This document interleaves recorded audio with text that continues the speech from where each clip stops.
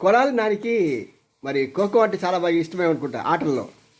మీ అందరూ తెలుసు కదా, వరుసగా మనుషులు కూర్చుంటారు. కూర్చున్నప్పుడు ఒక అతను పరిగెడుతూ ఎవరో ఒక అతను టచ్ చేస్తాడు. టచ్ చేస్తే అతను ఆ దొంగని పట్టుకుంటూ పరిగెత్తాలన్నమాట. అలాగే ఇంతవరకు ఏమవుతున్నదంటే, ఫస్ట్ రామజోగయ్య పవన్ మీద ప్రేమ లేఖలు రాశాడు. ఆయన తగ్గుతున్న సమయానికి ముద్రగడ లేచాడు.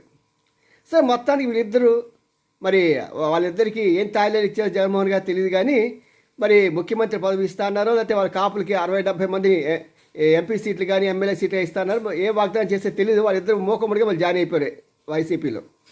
సో ఇప్పుడు ఏంటంటే, వాళ్ళిద్దరూ ఆగిపోయిన ఆ కార్యక్రమాన్ని రిలే తీసినట్టుగా ఇప్పుడు మన కొడాలి నానిగా తీశారు.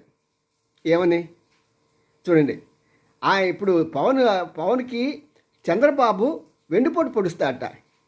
పవన్కి వెన్నుపోటు కనుక చంద్రబాబు పొడిస్తే ఎవరికి నష్టం అండి? తెలుగుదేశం పార్టీకి కాదా? ఆ మాత్రం బుద్ధి